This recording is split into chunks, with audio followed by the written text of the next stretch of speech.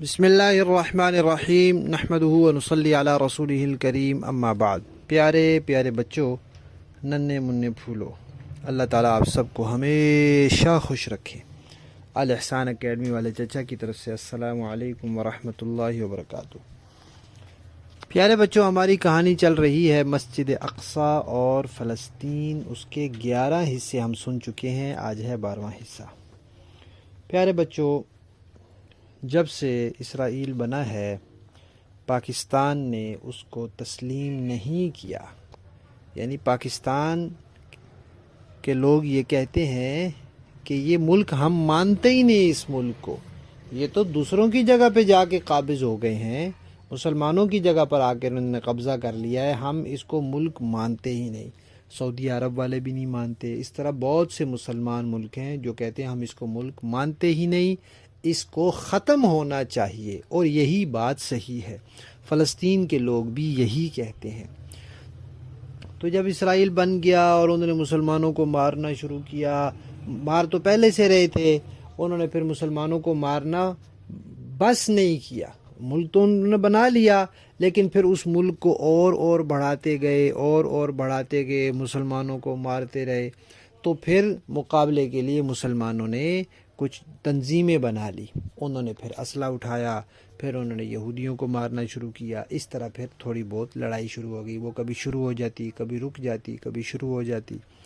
تو اب پھر تقریباً 1 مہینہ ہونے والا ہے، پھر دوبارہ لڑائی شروع ہے۔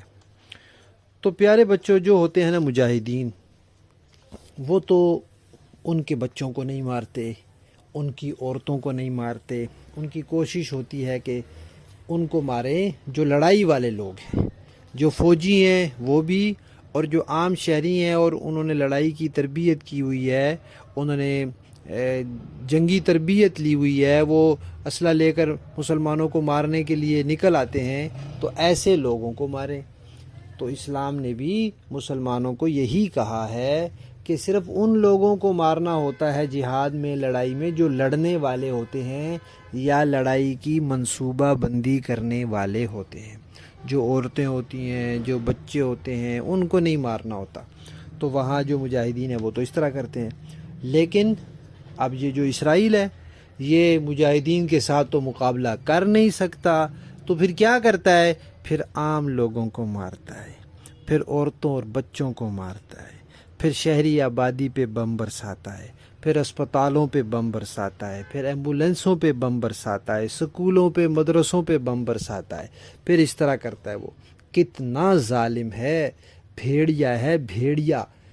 جیسے بھیڑیا ہوتا ہے نا، وہ ظالم ہوتا ہے، چیڑ پھاڑ دیتا ہے، یہ بھی ایک بھیڑیا ہے۔ یہ جیسے پاگل کتا ہوتا ہے نا، پاگل کتا، وہ ایسے کاٹتا ہے ہر کسی کو، تو یہ اسرائیل بھی پاگل کتا ہے۔ یہ مارتا ہے، جہاز بھیجتا ہے، مسلمانوں کے بچے چھوٹے چھوٹے، ایک دن کے بچے بھی اس میں شہید ہوئے ہیں، 1 ہفتے کے بھی، 1 مہینے کے بھی، 4 سال کے بھی، 8 سال کے بھی۔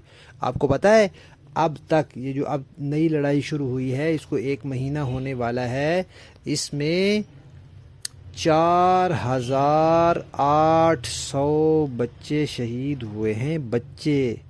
بچوں کو تو نہیں نہ جنگ میں مارا جاتا، اور مجاہدین نے ان کا کوئی بچہ نہیں مارا، کسی عورت کو نہیں مارا، جبکہ یہاں تو کتنی عورتیں بھی شہید ہو گئی ہیں، کتنے عام شہری بھی شہید ہو گئے ہیں۔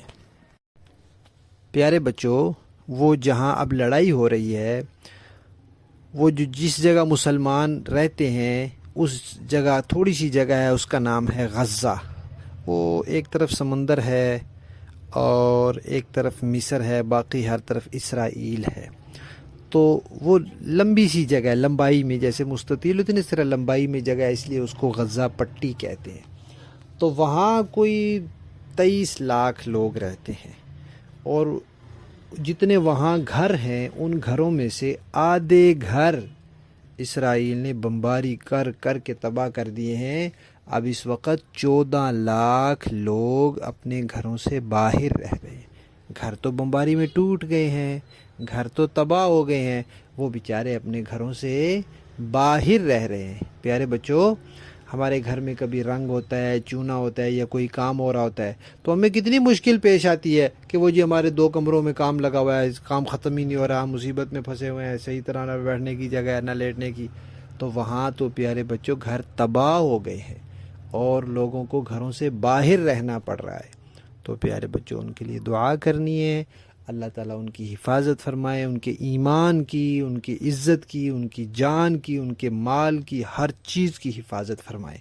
اللہ تعالیٰ مجاہدین کی مدد فرمائے، نصرت فرمائے، ان کو فتح عطا فرمائے، اور اللہ تعالیٰ اسرائیل کو تباہ و برباد فرما دے. ٹھیک ہے، ہماری کہانی کا 12واں حصہ ختم.